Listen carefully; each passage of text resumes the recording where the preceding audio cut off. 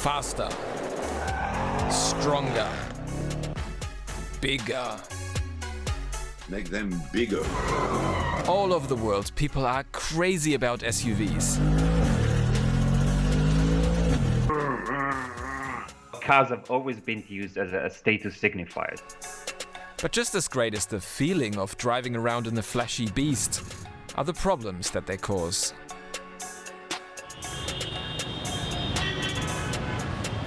And they hold up the entire traffic the moment they're trying to maneuver. So let's get into gear and check what's behind the hype. Why is the world so obsessed with SUVs?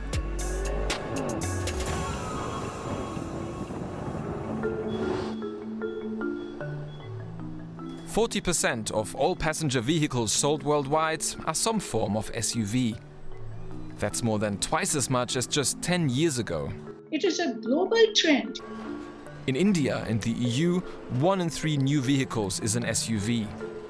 In China, it's even more, and in the US, it's almost 1 in 2. From a producer perspective, it makes a lot of sense to produce SUVs or cars that look like SUVs because they're able to extract higher margins, higher profit margins from them.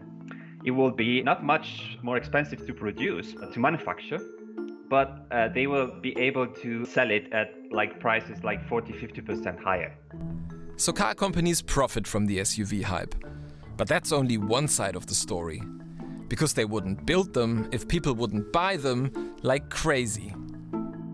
If you put a machine gun on the top of the SUV, you might sell it better. That is Clotaire Rapaille, aka the car shrink. When the SUV boom started in the US, he helped major car companies sell more of them as a marketing consultant. And if you ask him, the secret as to why people are so attracted to SUVs is rooted in our brain. To put it very, very simply, our brain is made up of 3 different brains. The cortex, the limbic system, and the reptilian brain. They constantly talk to each other, but each of them has a different job. The cortex is responsible for rational thinking. It helps us make decisions, solve problems, crunch numbers, everything that's kind of complicated. The limbic system is all about emotions. And the reptilian brain is in charge of our most basic instincts. It makes sure we're breathing, controls our sex drive, and our fight or flight response. SUV is reptilian, is completely a reptilian car, is survival and reproduction. I'm stronger, I'm bigger, I'm more powerful than you. I mean, if you come with a little car and I have a big SUV and we crash, you're going to die and I'm just going to have to clean a little bit my SUV. The media are projecting this image that the world has never been so dangerous. Well, 7.1 magnitude earthquake has hit Southern California's massive tropical cyclone. Triggered a tsunami. Militants have attacked the stock exchange building. Do you want to be in a small car when there is an earthquake around you? No, you want to be in an SUV that is completely independent, doesn't need the road. Building a car able to open new roads and possibilities is no longer impossible. SUVs appeal to our most basic instincts, and car makers target exactly those. But of course, SUV drivers would never admit that they're just following their primal urges. They give a more rational justification.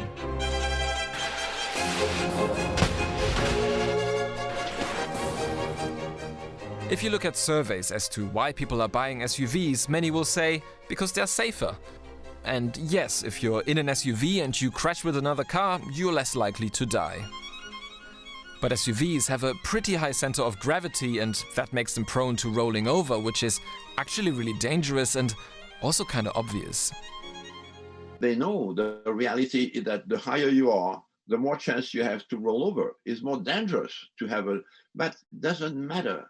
The reptilian brain, as I say that, feel bigger, stronger when you are on top. There might be something like an arms race.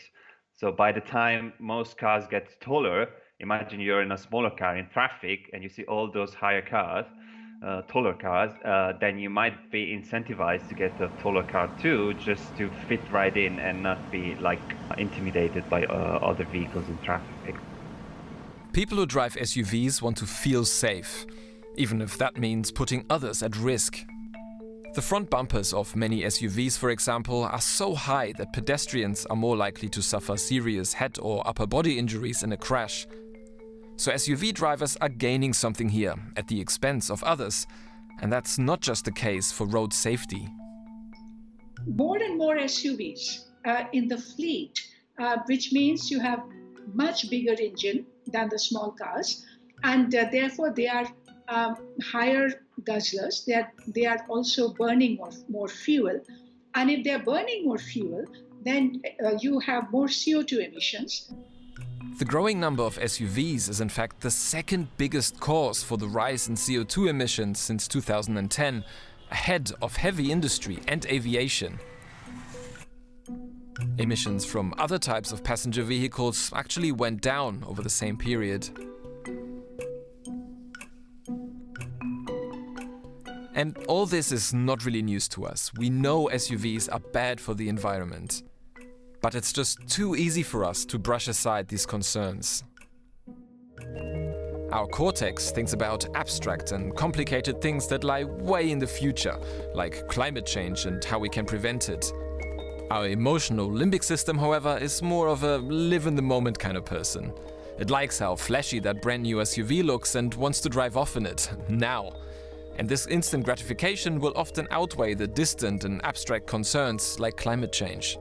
To tell me that the environment is going to be bad in 15, 20 years doesn't really connect with me. I might be dead in 15 years. So we have to make people realize that what is happening today and what they can experience today has some consequences for them today. And people around the world are realizing that more and more. But that still doesn't stop more and more people from buying SUVs. Awareness will help up to a point. But beyond the point, you have to talk about hard economics. You have to talk about recovering the damages that the bigger SUVs and the more polluting vehicles are causing to our health, causing to the climate. We really need a solution to this. We need to have all factors working in the same direction. So like more efficient engines, more electric vehicles, but also smaller cars and also shorter distances traveled. We are ambivalent creatures, aren't we? Capable of rational thinking and yet wired to like the very things that are bad for us.